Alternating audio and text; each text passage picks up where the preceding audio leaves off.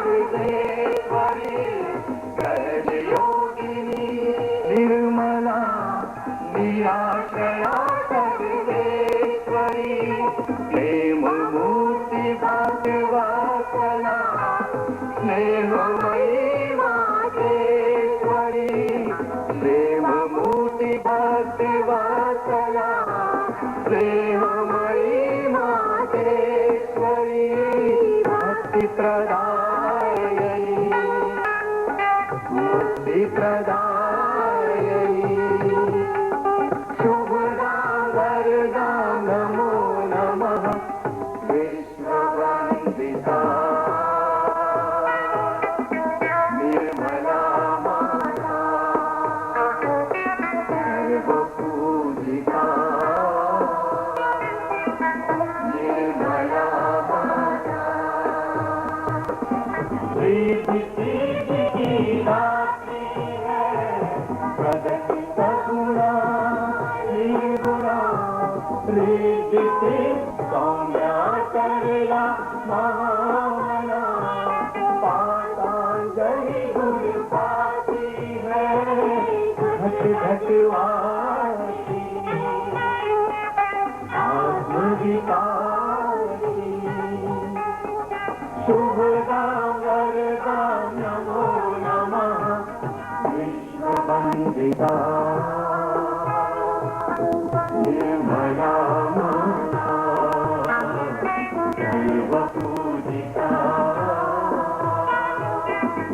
निर्मला माता ब्रह्मस्वरूपिणी योग निरूपिणी शुभदां वरदां नमो नमः विश्ववन्दिता निर्मला माता सर्वपूजिता निर्मला माता निर्मला माता निर्मला माता।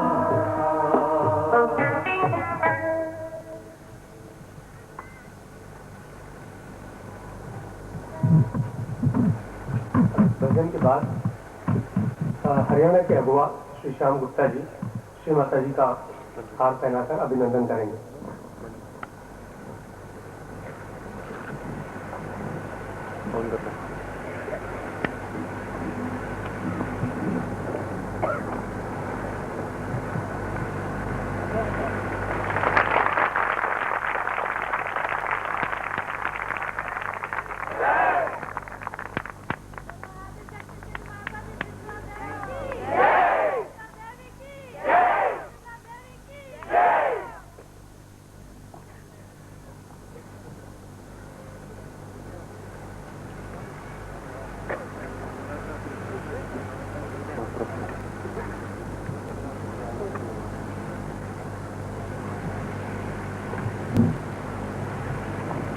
माता जी, यहाँ एक ट्रिप सभी बहन भाइयों की तरफ से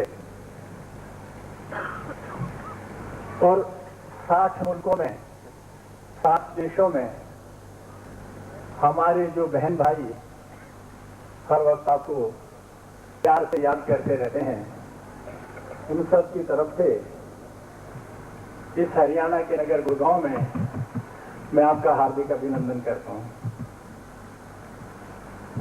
श्री माता जी, आज से 4 साल पहले जब मैं और डॉक्टर निगम रशिया में आपके चरणों में बैठे हुए थे, तो आपने आदेश दिया कि हरियाणा में सहज योग शुरू किया जाए।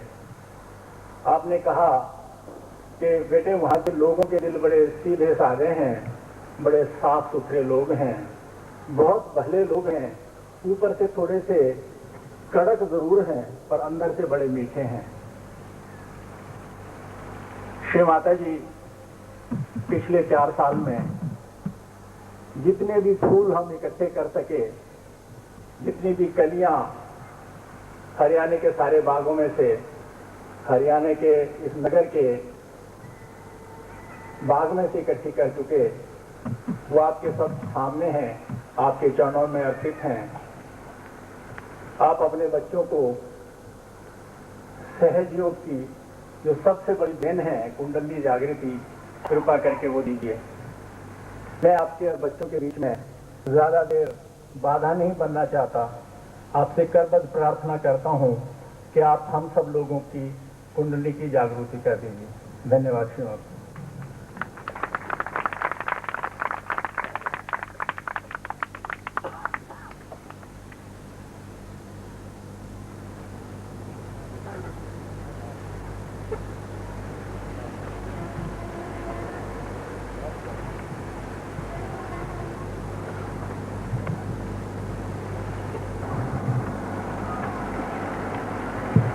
आप लोगों का प्यार देख करके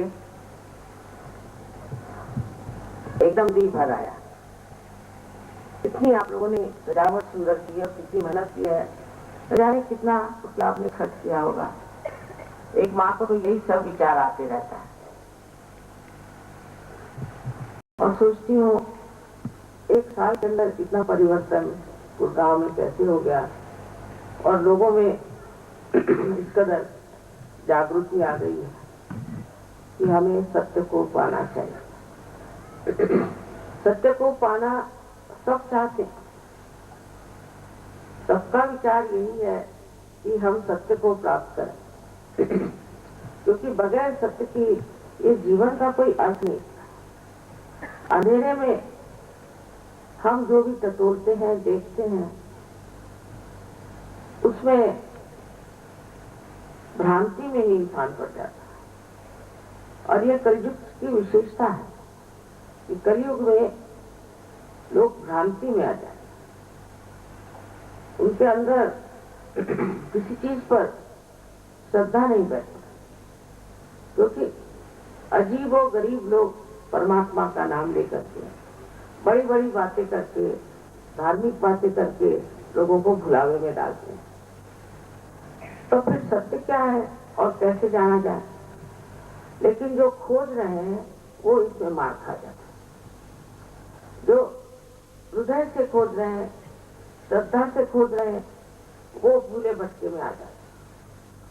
और इसीलिए अपने हरियाणा में मैंने कहा था कि जरूर शुरू करें। यहाँ के लोग सीधे सरल हैं, पर हो सकता है कि यहाँ भी गुरुओं का चक्कर चल पड़ा होगा। जहाँ पर सादगी होगी वही गुरु जरूर जाकर पहुंचे। और वो गुरु नहीं है, अगुरु है। कोई कोई तो दुष्ट है, राक्षस है, वो अपने को गुरु कहलाते हैं और सारा काम ऐसा करते हैं कि आपसे जितना कुछ ऐंठ सकते उतना ऐंठ लें और आपकी कुंडलिनी खराब कर, आपकी सारी दिशा भूल हो जाती।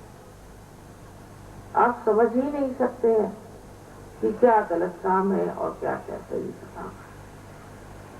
अभी एक साहब थे, वो सब लोगों को मंत्र से कहते थे ऐसा, हीरे मोती कुछ कुछ और कभी कभी सोने की जंजीरें देते थे। और बड़े लोगों को विश्वास होगा कि चलो हमें भी हीरे की जंजीर मिल जाएगी या हमें भी कुछ ऐसी चीज मिल जाएगी जो बड़ी मूल्यवान हो। और लोग इस बुलावे में जाते थे, अपने घरों में फोटो रखना, दुनिया भर की बातें उनके बारे में बन पड़ी। लेकिन ये सब करिश्मा वो आप पे एक तरह से भूल डालकर, इसको मेस्मरिज्म कहते हैं, उस तरह से वो इंसान को मेस्मराइज करते थे। मेस्मराइज करने के बाद में इंसान जो भी चीज देखता है वो देखता नहीं, जो जानना है वो जानता नहीं। और उसके बाद वो अपने जो जिसे देना है देते रहे। बहुत रईस लोगों को ये देते थे हीरे, किसी को पन्ने, कहीं कुछ कहीं कुछ। मैंने कहा आपको सोचना चाहिए कि ऐसे ये देने वाले हैं तो अपने देश का कुछ कल्याण करें, या तो आपको ऐसा भी सोचना चाहिए कि वो आपको क्यों दे रहे हैं, आपके पास तो सब कुछ है, आपके ड्राइवर को दें। लेकिन इन बातों का किसी पे कोई असर नहीं पड़ा। अंत में एक बड़ा भारी समारोह हुआ, उसमें 4 कैमरे लगाए ऊपर एक नीचे कर। अब आप कैमरे को तो मिसमराइज नहीं कर सकते, इंसान को तो कर सकते। तो कैमरे ने फोटो खींची और उनकी पूरी टेप की टेप बन गई और सब दूर बात छप गई कि ये महाराज है कौन और कैसे धंधे करते हैं, लोगों कैसे गुलाम में डालते। इस तरह से बहुत अनेक तरीके के लोग अनेक ढंग करते हैं। और जब उनके पास बहुत ज्यादा पैसा हो जाता है तो कोई यूनिवर्सिटी खोल देंगे, तो कहीं कुछ और बना देंगे, बच्चों का स्कूल बना देंगे, कुछ न कुछ बना करके लोगों को गुलाम में डालेंगे। इन सब चीजों के पीछे में एक चीज याद रखनी चाहिए, हमेशा एक माँ की दृष्टि से मत कि बेटे तुमको क्या मिला, तुमने क्या पाया।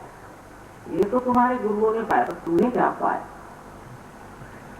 बहुत से लोग हैं वो कहते हैं हमें बड़ी शांति मिली, कोई कहते हैं हमें बड़ा सुख मिला। ऐसा कुछ है नहीं। ऐसे झूठे बुलावे में मनुष्य बैठा जाता है।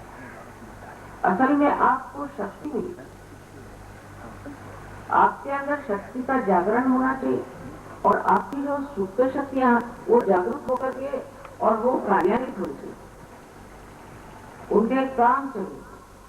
सर आपके पास जो चीजें हैं वही सब गायब हो रही और आपने तो कुछ पाया नहीं, और पाया तो कुछ इधर उधर से एक चीज पा ली। ये तो बाजार में भी चीजें मिलती है। उसके लिए क्या जरूरी है कि आप इन गुरुओं की सेवा करें, उनको फोटो रखें और उनको बिजली लगा। मैं तो कोई एक पैसे की भी दमड़ी की भी उनकी कीमत है, लेकिन बुलावे में मनुष्य आता है, उसका कारण है कलयुग। और इस कलयुग में अनेक ऐसे लोगों ने जन्म लिया है जो भगवान के नाम पर और धर्म के नाम पर और तरह तरह की बातें बना बना करके और कहते हैं कि हम बड़ा भारी कार्य कर रहे हैं।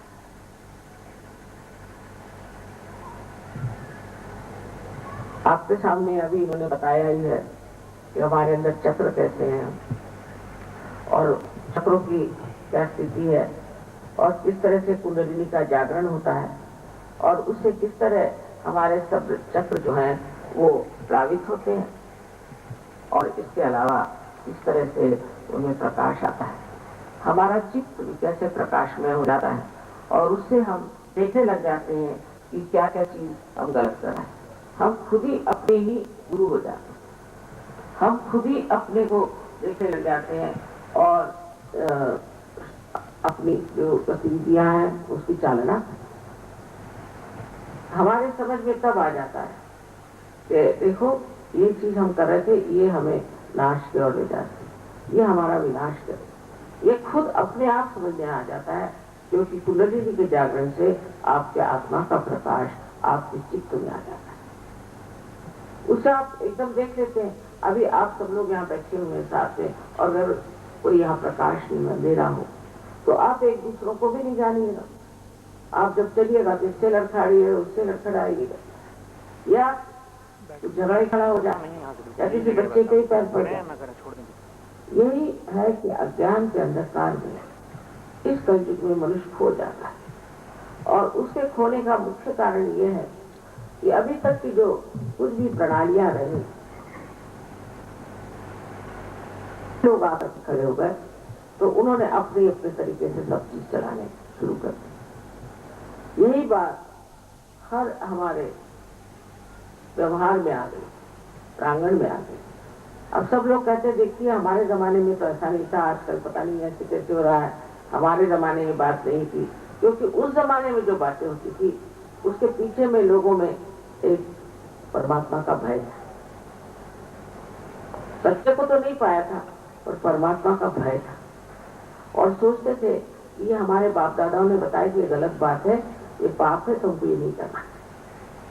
लेकिन अब वो भय उठ गया, क्योंकि परमात्मा है कि नहीं यही प्रश्न लोगों के सामने खड़ा हुआ है। परमात्मा पे हम विश्वास करें या नहीं करें। और फिर परमात्मा की जगह ऐसे अगुरु आके खड़े हो गए, ऐसे दुष्ट लोग इनको कि पता नहीं क्या कहना चाहिए। तो वो बीच में खड़े हो जाने से सारी ही परमात्मा की सृष्टि बदल गई और हम भी बदल गए, और बहुत सारी ऐसी गलत बातें होने लग गई कि जो होनी नहीं चाहिए। मनुष्य बहुत ज्यादा अपने में ही सीमित रह गया। अपने में, अपने स्वार्थ में, अपने विचार में, और उसने परमार्थ के और लक्ष्य नहीं। क्योंकि जब आप मंदिरों में जाओ, चर्च में जाओ, मस्जिदों में जाओ, कहीं भी जाओ, बस पैसा पैसा, हर जगह पैसा पैसा दी बगैर कुछ नहीं होता। कोई समझता ही नहीं है जब कहते हैं कि सहयोग में पैसा नहीं दिए, कोई नहीं समझता। अब बताइए, ये तो सुंदर यहाँ फूल लगे, इन फूलों को हमने प्राप्त किया, ठीक है, माली को पैसे दिए, पर इस पृथ्वी माता को कुछ पैसा दिया क्या आपने?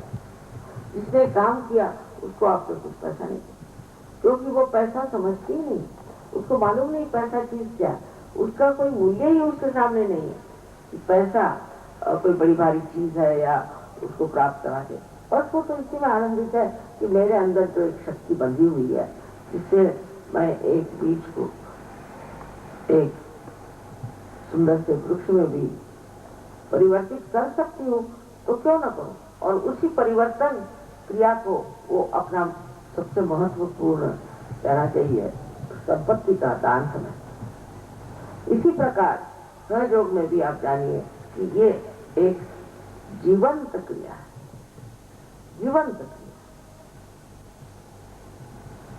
वो कैसे घटित होती है? कोई पूछेगा कि एक बीज का लगाइए तो उसमें से पौधा कैसे निकल आता है? कोई जवाब नहीं। जो बीज है उसमें भी ये चीज निहित है, उसमें भी ये चीज है, और जो ये जमीन है उसमें भी वही चीज बंधी हुई कि जिससे ये पनपता है। ये सब अंदर से बंधी हुई चीजें शुरू से परमात्मा ने बनाई हुई है, और उसी के कारण ये सृष्टि जो है कितने तो भी ऐसे कार्यों को करती है जिसको हम समझ नहीं पाते। जैसे अब एक फूल का पेड़ पौधा है, वो एक ही हद तक बढ़ेगा। एक अगर आम का पेड़ है तो एक ही हद तक बढ़ेगा, आम में सेब नहीं लगेगा। ये सारी सीमाएं मानने वाली जो शक्ति है उसी को हम परम चैतन्य कहते हैं। इसको बहुतों ने नानक साहब की आज शताब्दी है, उनको नमस्कार करके हम कहते हैं, उन्होंने कितनी बार इस बात पर कहा, ये जीवंत क्रिया है, इसके लिए काहे जंगल में जाते हो, कहाँ जाते हो, तुम्हारे हृदय में बसे हुए और परमात्मा को प्राप्त करो। उन्होंने खुद ही कहा सहज समाधि लाभो। समाधि मानी ये जो उसी दशा हमारे चेतना की है वो सहज होती है, उसमें ये नहीं कि ये करो वो करो, कुछ भी करने की जरूरत है, अपने आप होती है।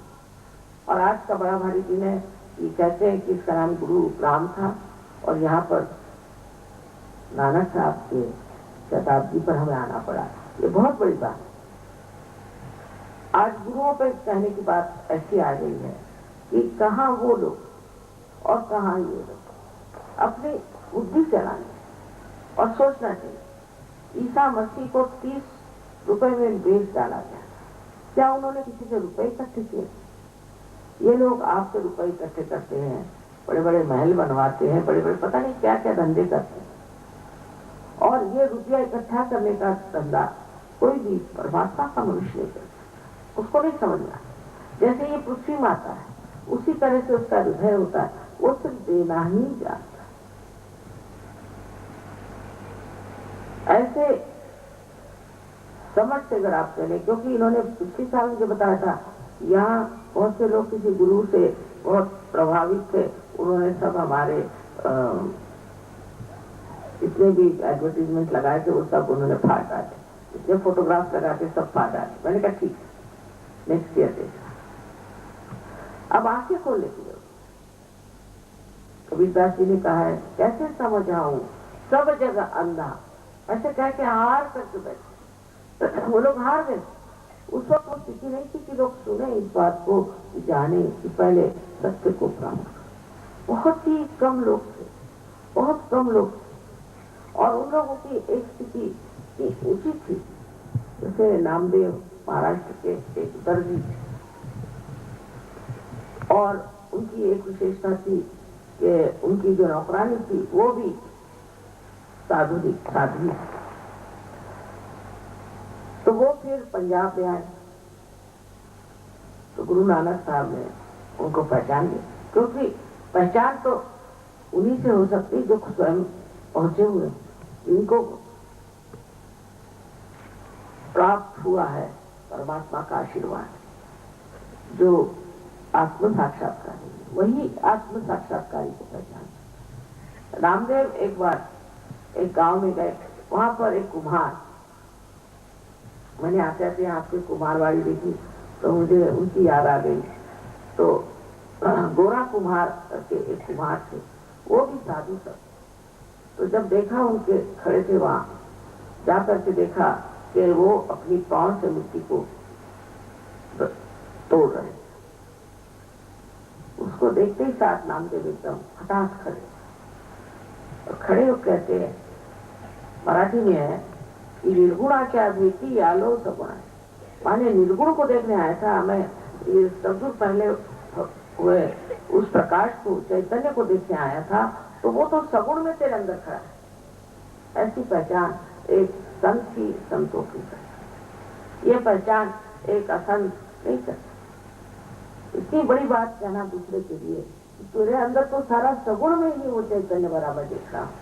और ये जो उनका कहना था, वही बात आप देख सकते हैं कि नानक साहब ने उनको कितने इज्जत से अपने पास रखा। फिर वो पंजाबी थी और उनकी इतनी बड़ी किताब है पंजाबी भाषा में, नामदेव जो कि महाराष्ट्र के थे, इतनी बड़ी किताब उन्होंने लिखी और जिसमें वर्णन किया कि निराकार क्या होता। उस वक्त नानक साहब ने कहा कि अभी तो साकार की बात नहीं करो, निराकार की बात, क्योंकि साकार की बात करो तो लोग फिर लगे मूर्तियों को पूजना, ये करना वो करना, पर वो भी साकार की बात ही रहे।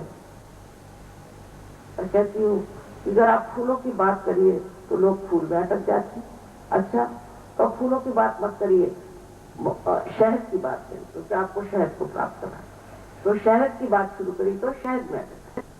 आपको एक मधुकर होना चाहिए, आपको एक बीज होना चाहिए, जिससे कि आप में वो शक्ति आए कि आप उस शहद तक पहुंचे। ये बात उन्होंने सबने कही है, ये कोई मैं नई बात नहीं कह रही। ये तुकाराम थे, रामदास थे, आदि शंकराचार्य थे, या कोई भी आप सोचिए, सबसे बड़े तो मैं कहती हूँ 12वीं शताब्दी में जो ज्ञानेश्वर जी हो गए, उन्होंने भी साफ साफ कह दिया कि आत्म साक्षात्कार के बगैर आप ज्ञान को प्राप्त नहीं करें। गीता में भी उन्होंने सबसे पहले कहा ज्ञान को प्राप्त। अब ज्ञान को प्राप्त करो माने लोगों ने पढ़ना लिखना शुरू कर दिया। पढ़ना लिखना तो कोई भी कर सकता, उससे कोई ज्ञानी तो नहीं होता। कभी तो देखा मैंने, ज्यादा जो लोग पढ़े लिखे होते हैं वो तो इस कदर घमंडी, इस कदर गुस्सैले और अपने को पता नहीं क्या समझने लग जाते। तभी कबीरदास जी ने कहा ना, पढ़ी पढ़ी पंडित मूर्ख भय, कि पढ़ करके वो सोचने लगते हैं हमें बड़े विद्वान है, हम ही ने जैसे कोई गीता लिखी है, हम ही सब रामायण जानते हैं, हम ही सब कुरान जानते हैं। और इसमें एक तरह की जो मद का नशा चल जाता है, उससे आदमी देख भी नहीं सकता कि मैं जिसको कहना हो ज्ञान, वो ज्ञान नहीं, क्योंकि ज्ञान एक ही चीज, इसमें कि हम अपने नसों पर जान सकते हैं, अपने सेंट्रल नर्वस सिस्टम पे ज्ञान को जानना है। जैसे इंसान और पशु में अंतर है कि बहुत सी बातें इंसान जानता है, पशु नहीं जानता। वो जानता है अपने सेंट्रल नर्वस सिस्टम, अपने हाथ में बचे हुए नसों से जानता है ज्ञान। इसे ज्ञान को, ये बोध, ये शब्द बुद्ध ने भी इस्तेमाल किया, बोध। बोध माने हमारे अंदर जो हमारी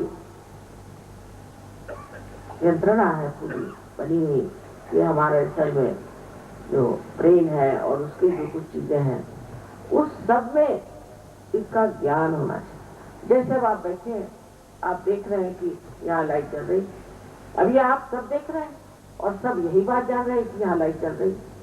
इसमें तो कोई शंका नहीं कर सकता, क्योंकि आप अपने आंख से इसे देख रहे हैं, अपने सेंट्रल नर्वस सिस्टम से आता है। इसी प्रकार ज्ञान वो होगा जो आप अपने शरीर के अंदर उसे महसूस करें, अपने बुद्धि चातुर्य से नहीं, या अपने भावना से नहीं कि हाँ मैं तो बस भगवान में रखूं और मैं तो बस भगवान की गाना गाती रहती हूँ और फलाना, इसमें कोई नाटक। और इसलिए एक माँ के रिश्ते में आपसे बताती हूँ कि नाटकों से दूर रहे। सत्य को पाने के लिए सबसे बड़ी चीज ये है कि आप अपने को जानिए कि आप इसलिए दुनिया में आए। साइंस आपको सब चीजों का जवाब दे सकता है, ऐसा लोग सोचते हैं, ये गलत है। बहुत सी बातों का वो जवाब दे ही नहीं सकता, और खास करके इसका जवाब नहीं दे सकता कि आप इस दुनिया में आए क्यों, आपका यहाँ आने से मतलब। इस पर गौर करके देखना चाहिए कि हमने अपने को जाना ही क्यों। जाना नहीं है, हम कहते हैं मेरी बुद्धि कह रही है और मेरा दिमाग सोचता है, या हम कहते हैं कि ये मेरा है, मेरी आंख, मेरा हाथ, पर ये मेरा मैं है कौन? इसको हमने जाना नहीं, ये मैं कौन, यही जानना आत्म साक्षात्कार। और उसके जानने का मतलब बुद्धि पुरस्कार नहीं है कि वो अपने दिमाग से जाना जाएगा, ये बात नहीं। वो आपके नस नस में जाना जाना चाहिए, और जब वो इस तरह से जाना जाएगा वही असल में ज्ञान है। ये बात कृष्ण ने सबसे पहले अर्जुन को बताई, पर अर्जुन ने फिर सवाल पूछे तो उन्होंने कहा ठीक है, तू कर्म करो और सब परमात्मा पे छोड़ो, हो ही नहीं सकता। कृष्ण जो थे वो कहना चाहिए बड़े भारी डिप्लोमैट। उन्होंने सोचा इंसान की खोपड़ी उल्टी है, उसको कोई सीधी सरल बात बताने से उसकी खोपड़ी में जाएगी नहीं, तो उसी तरह से बता दिया कि तू सारे कर्म को परमात्मा में छोड़। तो कोई अगर मर्डरर होगा तो वो भी कहेगा कि हाँ भाई ठीक, मैंने छोड़ दिया कृष्ण। कोई बुरा काम करे छोड़ दिया। कृष्ण जानते थे कि ये लोग थक के फिर समझ जाएंगे कि इसमें कुछ न कुछ बात। ये तभी हो सकता है जब आत्म साक्षात्कारी आप होते। जब आप आत्म साक्षात्कारी होते हैं तब आपके दिमाग में ये बात नहीं रहती कि मैं ये कर रहा हूं या मैं नहीं कर रहा हूं। हो रहा है, सब घटित हो रहा है। कोई सहयोगी अगर किसी को उसकी कुंडली जगा रहा है, मैंने कभी क्या बात चढ़ नहीं रही, उतर नहीं रही, बनता नहीं मामला इनसे, ये नहीं कहेगा कि मैं नहीं कर रहा हूं, ऐसे नहीं कहता। ये बड़ी भारी कमाल की कि अपने आप ये घटित हो जाता है और मनुष्य जो है अकर्म में आ जाता है। यही चीज सहयोग से आप प्राप्त है। सह माने आपके साथ और जो माने पैदा हुआ, ये आपका हक, आपका हक है कि आप उर्दू में बहुत से लोग धर्म को हक कहते हैं। उसका मतलब ये है कि धर्म है आपका हक। धर्म को पाना, धर्म के बारे में बातें करना नहीं। इधर है एक ईसाई होगा, मुसलमान होगा, या रिलीजियस सिख होगा, या किसी भी धर्म का हिंदू होगा, तो बातें तो धर्म की बहुत कर लेगा, लेकिन सारे कुकर्म सब कर सकते हैं। ये नहीं कि एक आदमी हिंदू है तो वो नहीं कर सकता, कि मुसलमान है तो नहीं कर सकता, सब कुकर्म कर सकते हैं। इसका मतलब है उसमें धर्म नहीं। किसी धर्म में होने से मनुष्य धार्मिक नहीं होता। धर्म अंदर से जागरूक होना है, और यही धर्म है, ये हक है। इस धर्म को अंदर जागरूक करना ये आपका हक। और ये जब जागरूक हो जाता है तो मैं किसी से कुछ बात को मना नहीं करती। मैं कहती अच्छे बच्चे एक बार अपनी कुंडली में जागरूक कर, फिर उसके प्रकाश में आप ही आप अपने को ठीक कर लेते। उसको कुछ करने की जरूरत नहीं। जो कुछ भी गलत चीजें अपने आप छूट जाती है और जो बढ़िया चीजें आप प्राप्त करते हैं। इसके इतने अनंत आशीर्वाद है। ये सब लोग मुझे चिट्ठियां लिखते थे कि माँ हमारा तो ये चमत्कार हो गया, वो चमत्कार हो गया, करते करते बहुत चिट्ठियां। तो मैंने एक साहब से कहा कि अच्छा बेटे ये चिट्ठियां ले जाओ और इसमें से तुम जैसा समझो और लोगों से और भी कह दो, सब तुमको लिख के भेज देंगे उनके चमत्कार। तो एक महीने में उन्होंने फोन किया मुझे कि माँ यहाँ तक तो आ गए मेरे पास चिट्ठियां, अब ये बताइए कि इसमें से कौन सी छापी जाए, कौन सी नहीं छापी जाए। मैंने कहा मेरे पास तो बेटा समय नहीं है, लेकिन तुम ठीक समझो वो छापो। कल हर एक कमाल की चीज तो जिसको चमत्कार कहते हैं वो अनेक चमत्कार जीवन में हो सकते, और वो चमत्कार इतने विचित्र है कि कोई समझा ही नहीं सकता कैसे हुआ क्या हुआ। बाद में फिर ये समझ में आ जाता है कि हम परमात्मा के साम्राज्य में आ गए। और परमात्मा का साम्राज्य कोई ये हिंदुस्तान की गवर्नमेंट नहीं और न ही इंग्लैंड की गवर्नमेंट है। परमात्मा का साम्राज्य जो है वो बिल्कुल पूरी तरह से चुस्त है। बहुत कोई आप चीज को सोचे और फौरन उसका असर करे, ये कमाल की चीज है। ये परम चैतन्य का जो दरबार है वो ऐसा है कि उसकी रचना ही कुछ इस तरह से बनी है कि कोई कुछ कह दे और वो चीज घटित हो जाए। वो धीरे धीरे धीरे धीरे इस तरह से बना देते कि आप पूरा हैरान होते कि हम कभी सोच ही नहीं रहते ऐसे होगा, ये कहां से।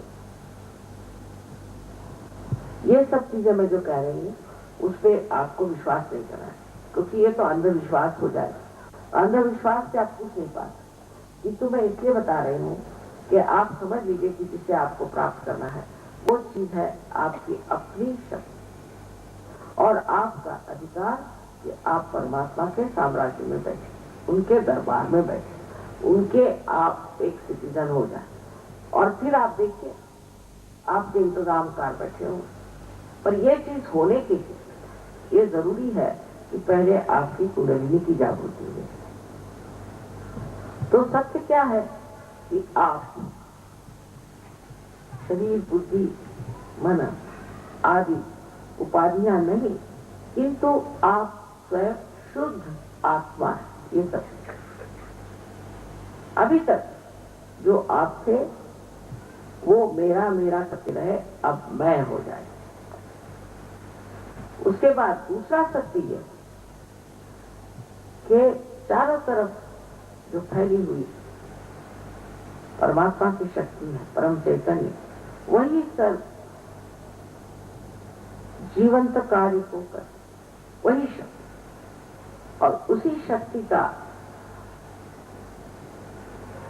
जब संबंध हमसे हो जाता है, जब हम उसे प्राप्त कर लेते हैं, तो वो हमारे अंदर से पूरी समय बहती है। और इसी के लिए ये जैसे इसका एक कनेक्शन है ना, ऐसा ही कनेक्शन ये कुंडलिनी जग करके उस परम चैतन्य शक्ति से करा। अब इसलिए आप अगर बुद्धि से उसका विश्लेषण करें और उसके ऊपर सोचे कैसे कैसे हो सकता है। मां लोगों ने तो कहा कि कुंडलिनी का जागरण बड़ा कठिन है, फिर कोई कहते हैं कि मां कुंडलिनी के जागरण से बड़ी गर्मी आती है, ये पर ये तो कुछ होता नहीं, अभी तक हुआ नहीं थी। अच्छा, फिर ये भी कि हम सर्च में देखा है कि कुंडली जागृत हो जाती है, और अगर हो जाती है तो कोई तो बात विशेष है। अगर ये जागृति हो जाती है तो कोई ना कोई विशेष बात है। और आज आप ऐसे सभा में पैदा हो, ये खास कर ऐसा बाहर का समय है जिसको मैं ब्लॉसम टाइम कहती हूँ। इस समय ऐसे लोग पैदा हुए हैं कि वे बड़े आतुर हैं परमात्मा को जाने, बहुत उत्कंठा से, बहुत लगन से चाहते हैं कि हमें सत्य प्राप्त हो, किंतु भुलावे में आ गए, क्योंकि ये कलयुग है। इस कलयुग के काले अंधकार में वो खो गए। पर कुछ भी हो जाए, अगर वो साधक है तो उनका ये हक है कि वो इसे प्राप्त करें और वो उनको मिला है। इसके लिए आप पैसा कितना देंगे? जिस पृथ्वी को पैसा दो, नहीं तो कुछ भी दो, उसको कुछ समझ में आता है कि उसको कोई अकल है क्या? उसको पैसा क्या दें? और इस कार्य के लिए आप मेहनत क्या करनी चाहिए? जब सब चीज आपके अंदर बंधी हुई है और जब सब चीज आपकी पहले ही से तैयार है, सिर्फ जैसे कि एक समझ लीजिए ये मोमबत्ती पहले से तैयार है, अब इसके अंदर आपको दीप जलाना है तो क्या मेहनत करनी है? एक दूसरी मोमबत्ती ला के उसके पास पकड़ लीजिए, वो जल जाएगी। सीधी सीधी बात है, इसमें आपका लेना देना कुछ नहीं बनता। सबसे बड़ी बात है कि सबसे प्यार है। प्यार की बात तो कोई करता ही नहीं, एकदम शुद्ध प्यार, शुद्ध प्रेम। और ये जो शुद्ध प्रेम है ये इतना मधुर और इतना संजोग करके आपके अंदर ऐसे ऐसे करामात करके दिखाएगा कि कि आप खुद हैरान हो जाएगा कि ये सहज में क्या कमाल हो रहा है। इसमें कुछ बुद्धि की चेष्टा नहीं है, ये बुद्धि से परे, मन से परे एक आपकी एक अवस्था है। इसमें दो अवस्थाएं प्राप्त होती हैं। पहली अवस्था है जिसको को हम कहते हैं निर्विचार समाधि। उस दशा में, निर्विचार समाधि के दशा में आप निर्विचार हो जाते, एक विचार उठता है खत्म हो जाता है, दूसरा विचार उठता है खत्म हो जाता है। हम लोग या तो भूत में रहते हैं, भविष्य रहते हैं। भूतकाल में पिछला जो बीत गया उस पर सोचते हैं या भविष्य के बारे में सोचते हैं और उसी पे हम नाचते रहते हैं। लेकिन ये हम सोचते नहीं कि हम ये जो वर्तमान, ये समय, इसमें नहीं ठहर पाते, इस समय में नहीं ठहर पाते, वर्तमान में हम ठहर नहीं पाते। पुनर्जन्म के जागरण से ये जो आपके विचार हैं जो एक बार उठ के गिर जाते हैं और फिर उठते हैं गिरते हैं, वो अलग अलग होता है। और उसके बाद बीच में जो जगह है उसको विलंब कहते हैं, उसमें आपका चित्त ठहर जाता है, तब कोई विचार नहीं आता, पर आप पूरी तरह से चेतित, सचेतन, चेतित है। इस तरह के निर्विचार समाधि, समाधि माने धी माने बुद्धि से होता है, समा माने जो समा गई, बुद्धि से परे है धी, पर समझ लीजिए कि बुद्धि को समझ लीजिए, तो आपकी जो चेतना है वो समा गई। तो पहले निर्विचार समाधि ये प्राप्त हुई और उसके बाद में निर्विचार समाधि के बाद में निर्विकल्प समाधि प्राप्त होती। बहुतों को दोनों एक साथ मिल जाते हैं। निर्विकल्प में कोई शंका कुशंका नहीं रह जाती। उसको जब आप इस्तेमाल करते हैं इस शक्ति को, तो आप आश्चर्य करते हैं कि आपके हाथ से कुंडली उठ रहे लोग, आप लोगों की बीमारियां ठीक करें, दूसरों के आप चक्र देख रहे हैं, क्योंकि आप सामूहिक चेतना में जागरूक हो गए। दूसरा कोई है ही नहीं, आप ही एक शरीर के अंदर प्रत्यंग हो गए, इसलिए आप महसूस कर रहे हैं, उसको जान रहे हैं कि दूसरे में क्या तकलीफ है, शिकायत है, आपके उंगलियों पर आप जान रहे हैं। उस सामूहिक चेतना पर जब आप कार्य करते हैं और सामूहिकता में जब आ जाते हैं तो आपको एक दूसरी दशा प्राप्त होती, जिसे हम निर्विकल्प समाधि। निर्विकल्प माने कोई विकल्प नहीं रह जाता, तब आप समा जाते हैं, हाँ सत्य को पाने। ऐसे कहने के लिए तो बात बड़ी अनूठी लगती है, लोग ऐसी बातें कहते नहीं और बताते नहीं है कि आपकी चेतना में इतना परिवर्तन हो जाता है, एक नया आयाम, एक नया डायमेंशन आपके अंदर आता है।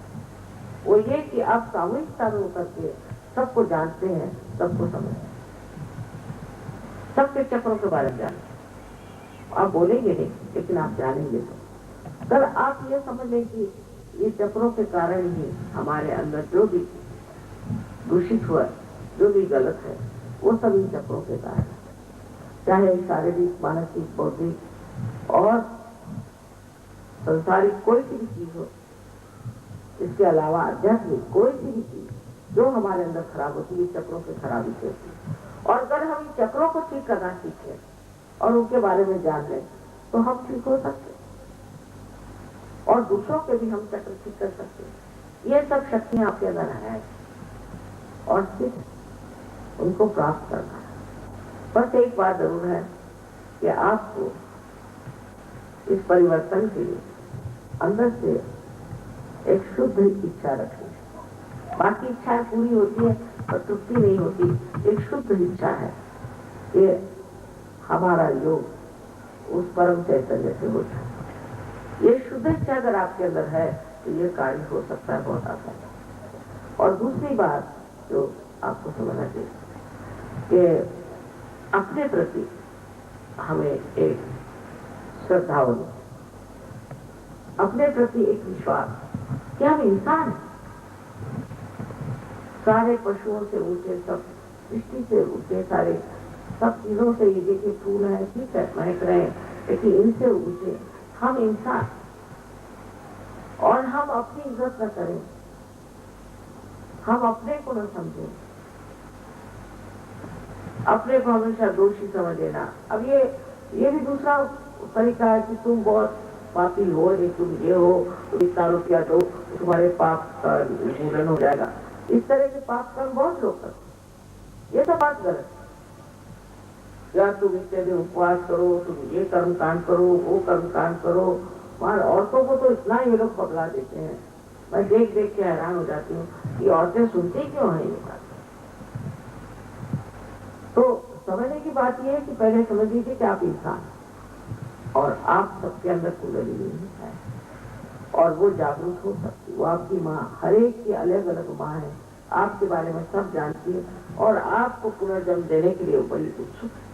वो ये नहीं कि सिर्फ मैं कह रही हूँ इसके पर वास्तविक यही बात है। फिर आप अपनी इज्जत करें, अपने को इतना किसी भी तरह से पापी या दुखी या दोषी नहीं समझते।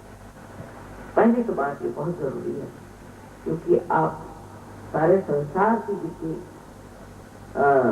सृष्टि की क्रिया हुई है उसमें सबसे ऊंची चीज मनुष्य, और फिर भारतीय तो सबसे ऊंचा है। आप ये भी नहीं जानते कि ये पुण्य भूमि, ये पुण्य भूमि, महान पुण्य यहाँ पर अनेक पुण्य हुए। अब बाहर जाने से पता चलता है मुझे कि कितने पुण्यवान लोग यहाँ रहते हैं, जिनको कि पाप पुण्य के बारे में पहले ही नहीं मालूम, लेकिन वो समझते नहीं कि हम कितने पुण्यवान हैं और हमें इस पुण्य का कितना लाभ होने वाला। ऐसे ही पुण्यवान आज आप आए हैं यहाँ, जो पाने के बिल्कुल योग्य है। आप योग्य पात्र हैं, तो अपने प्रति कोई भी तरह का ऐसा विचार न करें कि जिससे कोई शंका हो कि नहीं मुझे कैसे हो सकती है, मैंने तो ये किया, मैंने तो। सबसे पहले जानना चाहिए कि ये परम चैतन्य जो है ये क्षमा का सागर सबसे, और आप ऐसी कोई गलती कर ही नहीं सकते तो ये क्षमा नहीं कर। वो तो चाहते हैं कि आप सब उस परम चैतन्य को प्राप्त करें। और जो कुछ कहा गया है आज तक, ये आपको पुनर्जन्म मिलना चाहिए, आपका आत्म साक्षात्कार होना चाहिए, वो सब चीज पूरे होने का ये विशेष समय है। और इस वक्त आप आज भारत भूमि में पैदा हुए, ये बहुत बड़ी बात है। ये समझ करके और आप लोग जान लीजिए कि आप सब इस कुंडलिनी जागरण में पूरी तरह से शामिल। सिर्फ एक बात जो मैं कहूँ कि सहयोग में अभी जब आप आए हैं तो जैसे बीज में अंकुर आ जाएगा, पौधा निकल भी आए तो भी उसको संजोना पड़ता है। इसलिए इसके बाद ये नहीं होना चाहिए कि आप लोग मेरा लेक्चर सुने आ गए और फिर उसके बाद पार हो गए, फिर आपको लगेगा थोड़ी वैसे और मैं तो तैर रहा हूँ, आनंद नहीं, ऐसे लगता है। उसे पूछती नहीं, फिर वो कुंडलिनी जो है वो हर एक चक्र से आपने काम कर रही है। तो आपके लिए आवश्यक है कि यहाँ जो सेंटर बना हुआ है बड़ी अच्छी बात है। और ये सेंटर्स जो है, ये सब सेंटर्स यहाँ के बड़े अच्छे लोगों ने लिए हुए हैं, वो बड़ी मदद कर रहे हैं। तो ऐसे सेंटर्स में आपको सबके जाना है, क्योंकि ये कार्य सामूहिक का, ये सामूहिक चेतना का कार्य सामूहिक है। अरे एक शरीर, जैसे इन्होंने 60 देशों की बात करी, वो सारे 60 देश के सारे सहयोगी जो हैं वो इसी एक शरीर के समझ लीजिए अंग प्रत्यंग होते। अगर आप कोई तकलीफ से हो जाएगा तो सारे 60 देशों में वो बात घूम जाएगी। किसी को जरा तकलीफ हो जाएगी सब लोग दौड़ पड़े कैसे इनकी मदद करें। हर माँ ऐसे रिश्तेदारी, ऐसा प्यार नहीं देखते तो। हम देखते हैं, अभी हम गए थे रशिया, वहां पे करीबन 7-8 हजार लोग आए और अनेक देशों से। इनको भाषा भी नहीं आती, पर क्या प्यार और क्या आपसी बातचीत होती और किस तरह से एक दूसरे से मिले थे। देख कर बिल्कुल माँ का दिल तो बिल्कुल बात मेरे बच्चे सब आ करके किस तरह से कोई झगड़ा नहीं, कुछ नहीं। हाँ, हंसी मजाक कौन, पूरी समय हंसते रहना, हंसी मजाक करना और एक दूसरे की टांगे खींचना, वो सब। लेकिन इतना प्यार, इतना दुलार, इतनी आपसी पूछताछ, और सब ऐसे मंडप पे सोच कोई चीज की उनको जरूरत नहीं, कुछ नहीं, बस मजे में। इस प्रकार की एक बड़ी भारी कौम तैयार हो, और ये जो कौम है इसको हम सहज धर्मी कहते हैं। इस सहज धर्म में बैठे और सहज को आप फौरन पहचान लीजिए, उसकी बातचीत, उसकी तबीयत, उसके बोलने का ढंग, वो सब कुछ। मैं चाहती हूँ कि आप लोग जो यहाँ के गुड़गांव के हैं, कल मैंने गलती कर दी, मुझे लगा मैं गुड़गांव में गई हूँ, क्योंकि उनका कि गुड़गांव के लोग बहुत ज्यादा मीठे होते हैं, तो बड़े मीठे लोग बैठे थे, तो मैंने कह दिया ये गुड़गांव ही है। पता चला कि गुड़गांव तो दूसरा है और इसका नाम था गुरुग्राम। तो वह मैंने कहा कि आप गुरु के जैसे मीठे लग रहे हैं, सब लोग, तो मैंने उनको ही कह दिया कि तुम गुरुग्राम से। बहरहाल जो भी हो, आज का दिन ही बहुत बड़ा है और इस दिन पर इन लोगों ने, संतों ने कितना अपना खून दिया, कितनी बातें कही, कितनी वाणी कही, कितनी मेहनत करी, पर हम लोग उस पर चल नहीं पाते क्योंकि हम समर्थ नहीं है, हमारे अंदर अभी वो प्रकाश नहीं आया। उस प्रकाश को ले लीजिए, फिर आप देख लीजिए कि कैसे आनंद के सागर में आप तैरने लगे।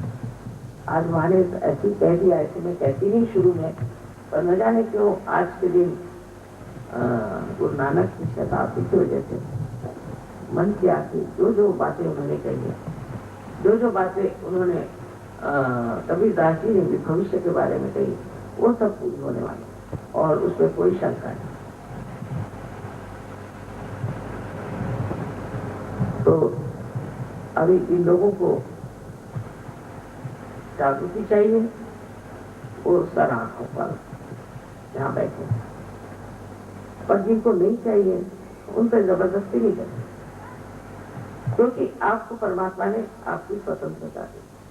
चाहे आप नर्क में जाना चाहें, चाहे स्वर्ग में जाना चाहें, ये परमात्मा ने आपको छोड़ा। इसके लिए कोई भी नहीं कि कोई जबरदस्ती कर सकता। तो जिनको जागृति लेनी है वो जरूर बैठे रहे, और जिनको नहीं लेनी है वो इधर उठ जाए तो बड़ी मेहरबानी। ये जरूर मैं कहूँगी, ये इतना भी भाषण दो, कुछ करो, उससे कोई फर्क नहीं पड़ता। जागृति तो इतनी जल्दी हो जाती है हिंदुस्तान में, मैं स्वयं आश्चर्यचकित।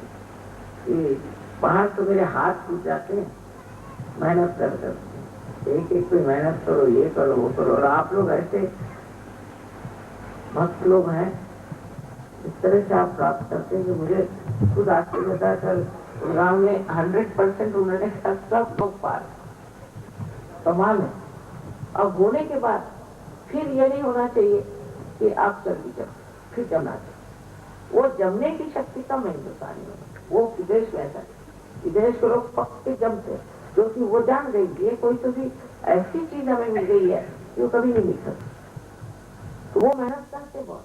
और हिंदुस्तानी में चलो ठीक है, आज आजकल वो दूसरे गुरु बाबा उनके यहाँ चलो, वहाँ गुरु शॉपिंग करते हैं।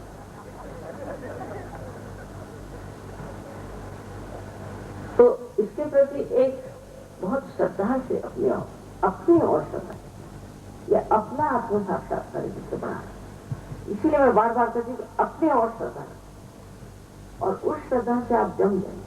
पहले आप अपने को जान लीजिए, फिर आप मुझे भी जान लीजिए। अभी मुझे जानने की कोशिश मत करिए, बड़े कठिन काम है। आप पहले अपने को जान और उससे फिर आप जम जाएंगे, उस सत्य पे आप जम जाएंगे, तब आप समझ लेंगे कि आप हैं क्या। मैं जो कह रही हूँ कि आप इतने गौरवशाली हैं, ये मैं सिद्ध कर दूँ, लेकिन आगे डावाडोल नहीं होना, इसी में जमते जाना। जैसे कहते हैं कि जिस जगह थोड़ा सा पानी मिले वहीं कुआं खोदना चाहिए, 10 जगह खेत करने से क्या फायदा। पर ये जरा हिंदुस्तानी की प्रवृत्ति है कि वो जब तक 10 जगह नहीं घूमेंगे और सब तरफ से मार नहीं खाएंगे तब तक वो जमेंगे। तो मैं नहीं चाहती, मैं चाहती कि आप सब इसी में जम जाएं और आराम से आनंद से अपनी जिंदगी। अब इसके कितने लाभ हैं ये बताने का समय नहीं है, पर आप खुद ही देख लीजिएगा और बता दीजिएगा कि माँ ये फायदा हो हमारा, वो फायदा हो गया। ये बड़ी आनंद की बात है।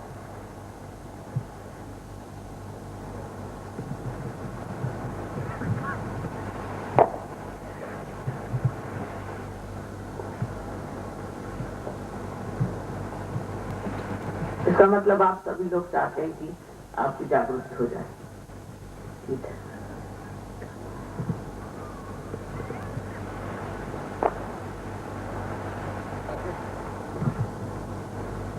हिंदुस्तानियों के साथ कुछ बहुत ज्यादा मेहनत नहीं करनी पड़ती। ये एक बड़ा भारी वरदान है अपने देश को, ऐसे आ सकते हैं।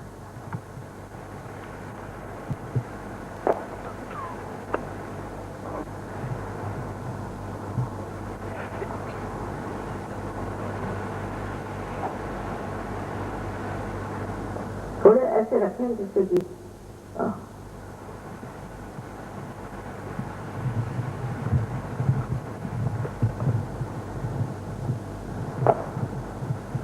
अब अपनी आंखें बंद करें, चाहे तो चश्मा भी उतार दें, क्योंकि इससे दृष्टि भी ठीक होती है। आंखें बंद।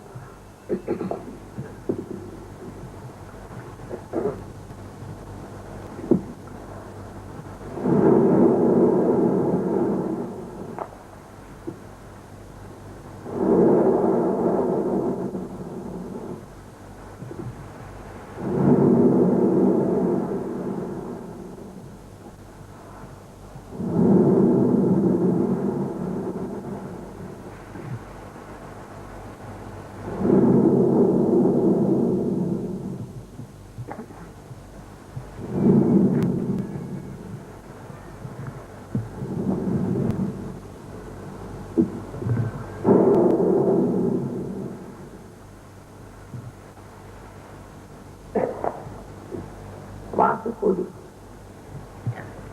यह हाथ मेरी ओर करें और इस हाथ से अपने सर पर एक साथ राइट हैंड सर पे रख के तालू के ऊपर कुछ गर्म या ठंडी हवा निकल रही है, थोड़ी पहले गर्म भी निकलती है। हाथ हिला के देखो, राइट हैंड ऊपर अदान, हाथ सर से ऊपर तब दिखाई देगा।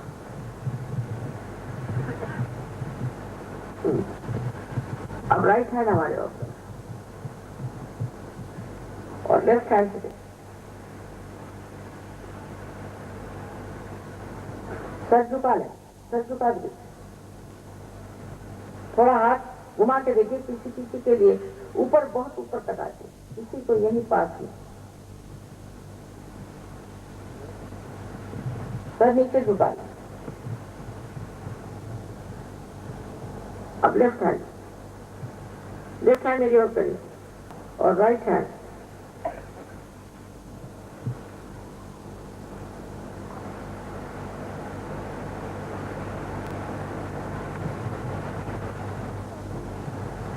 अब दोनों हाथ आकाश की ओर, सर पीछे करके पूछे कोई सवाल, वहां क्या यही परम चैतन्य है? 3 बार प्रश्न पूछे, मन में पूछे वहां क्या यही परम चैतन्य है?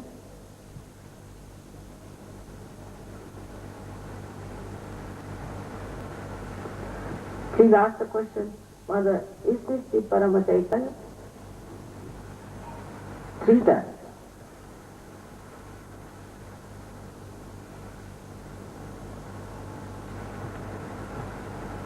अब हाथ नीचे ले,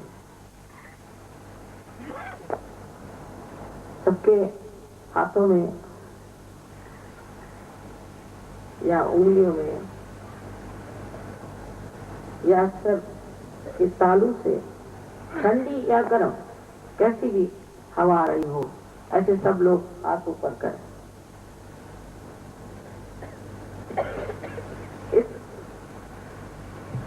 सबके सब आप लोग पार हो गए, सबके सब पार हो गए। अब आप साधु लोगों को मेरा नमस्कार, पहले तो आप साधक थे, अब आप साधु हो गए और मेरा नमस्कार अनंत आशीर्वाद है। अब यही चाहूंगी इसको आगे बढ़ाइए और इसमें पूरी तरह से बढ़ते बढ़ते एक बड़े बड़े वृक्ष हो जाइए, जो आपके सारे और भी लोग जागरूक हैं।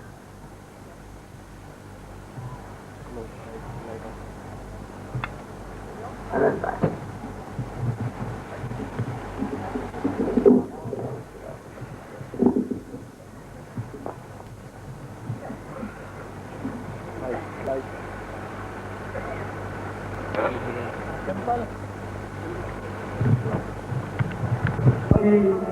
नाए नजर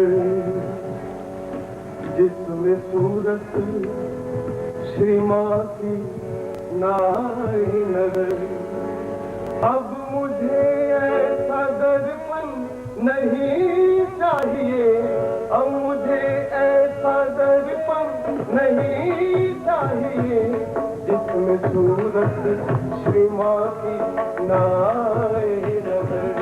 अब मुझे ऐसा दर्पण नहीं चाहिए गंध जिसमें भरी हो अहंकार की, गंध जिसमें भरी हो अहंकार की। वो दिखावे का टीका नहीं चाहिए, वो दिखावे का टीका नहीं चाहिए जिसमें सूरत श्री माँ की नाए नजर। छोड़कर इस जमाने की रंगीनियाँ आ गया हूँ मैं माँ तेरे दरबार पर। छोड़कर इस जमाने की रंगीनियाँ आ गया हूँ मैं माँ तेरे दरबार पर। सिर्फ भक्ति से मतलब है मेरे लिए, सिर्फ भक्ति से मतलब है मेरे लिए। कोई दुनिया का बंधन नहीं चाहिए, कोई दुनिया का बंधन नहीं चाहिए गंध जिसमें भरी हो अहंकार की, गंध जिसमें भरी हो अहंकार की। वो दिखावे का टीका नहीं चाहिए जिसमें सूरत मेरी माँ की नाए नजर। मैं जहाँ भी तुम्हें देखूं आओ नजर, मेरी आँखों को बरसो मबोरोशनी। मैं जहाँ भी तुम्हें देखूं आओ नजर, मेरी आँखों को बरसो मबोरोशनी। सिर्फ इसके सिवा और कुछ भी नहीं, सिर्फ इसके सिवा और कुछ भी नहीं। कोई जीवन का साधन नहीं चाहिए, कोई जीवन का साधन नहीं चाहिए जिसमें सूरत श्री माँ की नाए नजर। मैंने दरबार में तेरे छूके चरण, मैंने दरबार में माँ के छूके चरण। फैसला कर लिया है समझ सोच कर, सत्य की खाक मिल जाए मेरे लिए, सत्य की खाक मिल जाए मेरे लिए। झूठी दुनिया का कंचन नहीं चाहिए, झूठी दुनिया का कंचन नहीं चाहिए गंध जिसमें भरी हो अहंकार की, गंध जिसमें भरी हो अहंकार की। वो दिखावे का टीका नहीं चाहिए, वो दिखावे का टीका नहीं चाहिए जिसमें सूरत श्री माँ की नाए नजर। साधुओं ने जो पूछा दिली माजरा, एक सहजी ने उन साधुओं से कहा। साधुओं ने जो पूछा दिली माजरा, एक सहजी ने उन साधुओं से कहा। शांति का पुजारी हूँ मेरे लिए, शांति का पुजारी हूँ मेरे लिए। दुष्ट लोगों का दर्शन नहीं चाहिए, दुष्ट लोगों का दर्शन नहीं चाहिए, इसमें सूरत श्रीमां की नाए, इसमें सूरत मेरी माँ की नाए। अब मुझे ऐसा दर्शन नहीं चाहिए, अब मुझे ऐसा दर्शन नहीं चाहिए, गंदी जिसमें भरी हो अहंकार की, गंदी जिसमें भरी हो अहंकार की। वो दिखावे का टीका नहीं चाहिए, वो दिखावे का टीका नहीं चाहिए, जिसमें सूरत श्रीमां की नाए, जिसमें सूरत श्रीमां की नाए।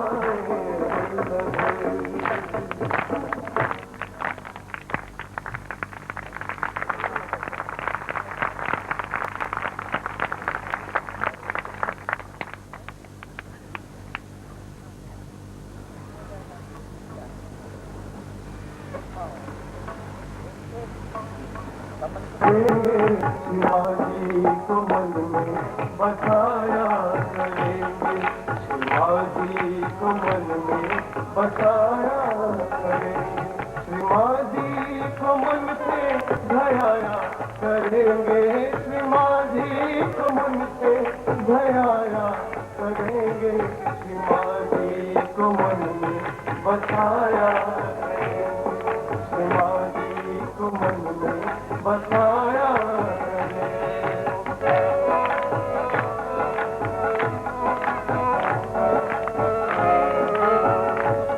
हृदय में बनाएंगे हम सहज मंदिर, हृदय में बनाएंगे हम सहज मंदिर, वही माँ को झूला झूलाया करेंगे, वही माँ को झूला झूलाया करेंगे, शिवाजी को मन में बसाया करेंगे, शिवाजी को मन में बसाया करेंगे, शिवाजी को मन से धयाया करेंगे, शिवाजी को मन से धयाया करेंगे, शिवाजी को मन में बसाया करेंगे, शिवाजी को मन में बसाया करेंगे।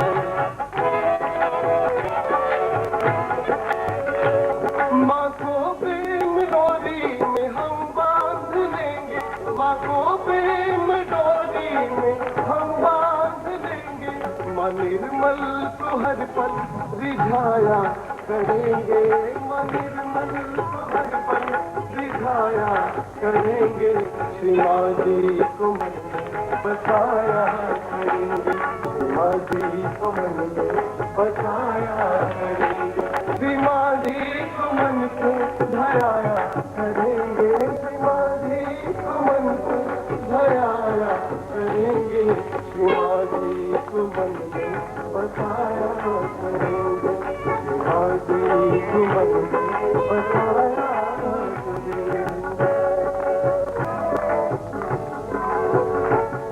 श्री माँ को दिखाएंगे आंखों में दिल में, श्री माँ को दिखाएंगे आंखों में दिल में, वही माँ के दर्शन भी पाया करेंगे, वही माँ के दर्शन भी पाया करेंगे, शिवाजी को मन में बसाया करेंगे, शिवाजी को मन में बसाया करेंगे, शिवाजी को मन से धयाया करेंगे, शिवाजी को मन से धयाया करेंगे, शिवाजी को मन में बसाया करेंगे, शिवाजी को मन में बसाया करेंगे।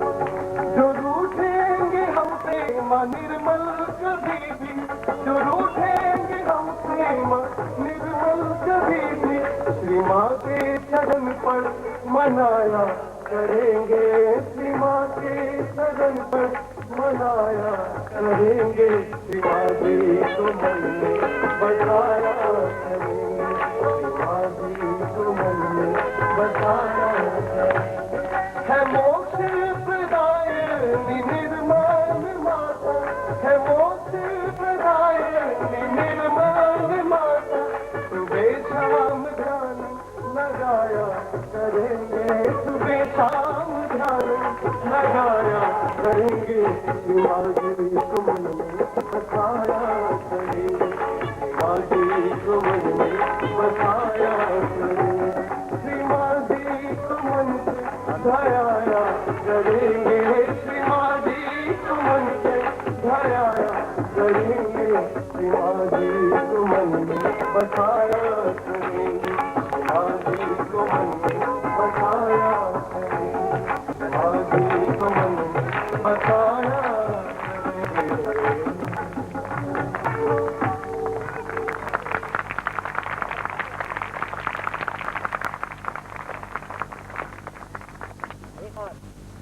एक और कह रहे हैं सब लोग।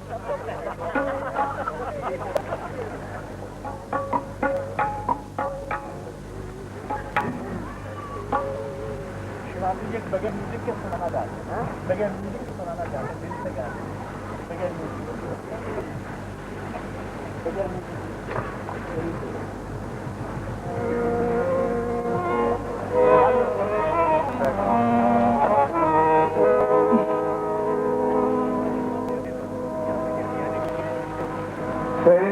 योगिनी श्रीवादी सकल विश्व के नाथ, पावन माँ के चरणों में सदा निभाऊं माथ,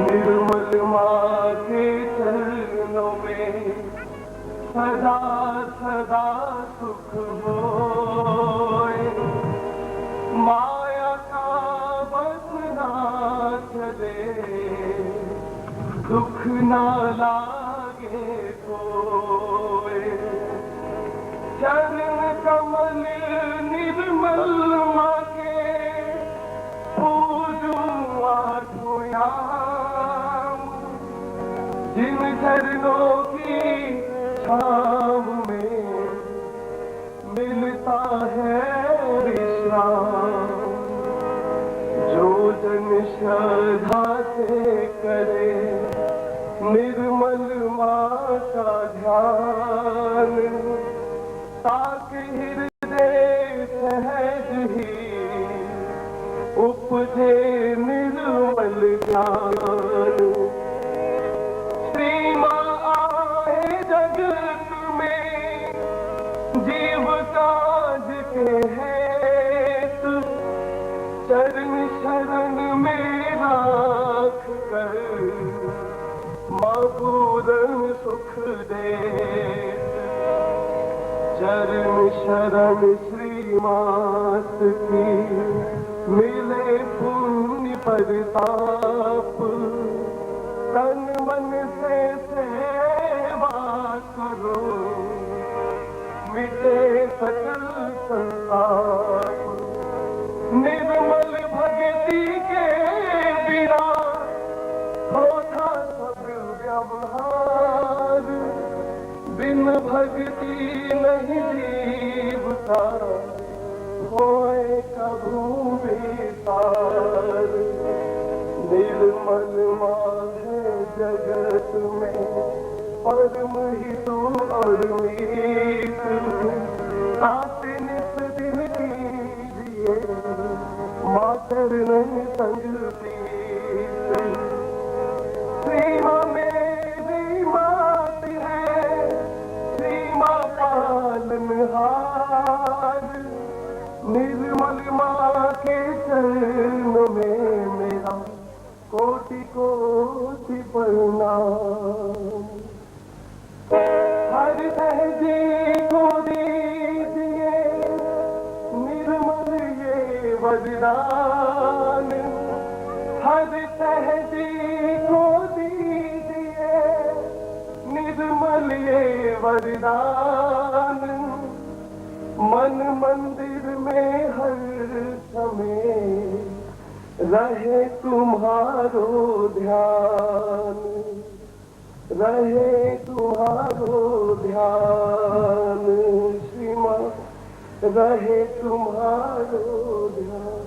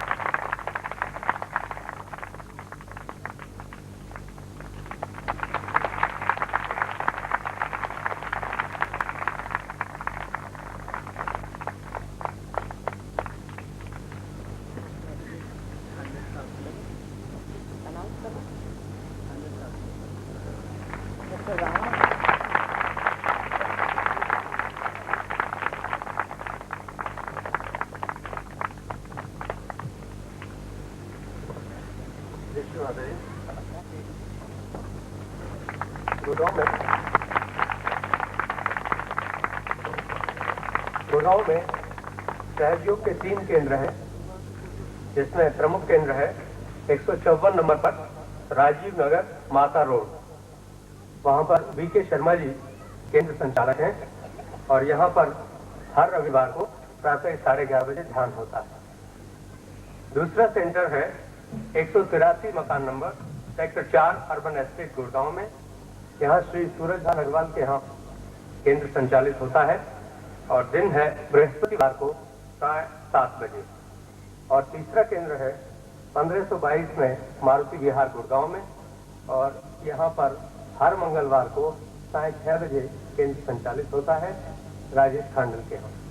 ये 3 केंद्र गुड़गांव में चालू है और इसके बाद जो अनुसरण कार्यक्रम होगा, फॉलो प्रोग्राम, जिन लोगों ने आज आत्म साक्षात्कार प्राप्त किया है उन लोगों को आगे सहयोग की जानकारी देने और कुंडली जागरण के बारे में बताने के लिए अग्रवाल धर्मशाला में, जो अपना बाजार के निकट है गुड़गांव में, वहाँ 1 दिसंबर को 6:30 बजे हम लोग सहयोग पर आगे चर्चा करेंगे।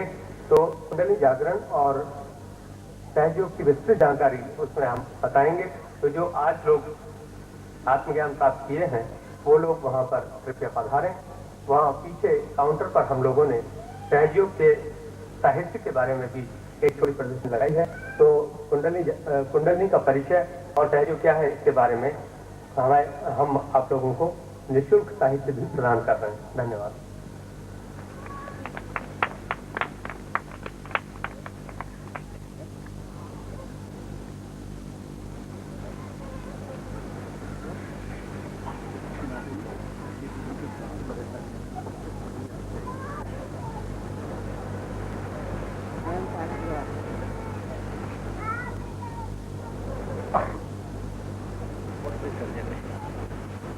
बहुत बड़े सर्जन हैं।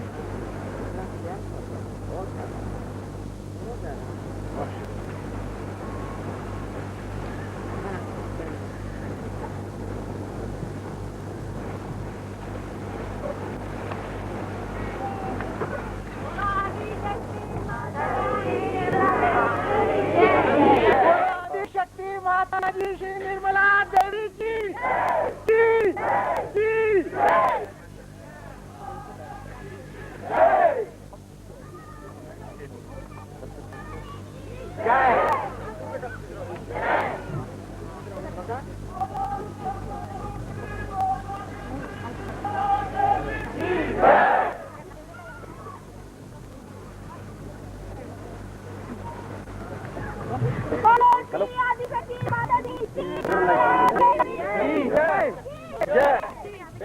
बोलो श्री जगत जननी माता जी श्री निर्मला देवी की जय।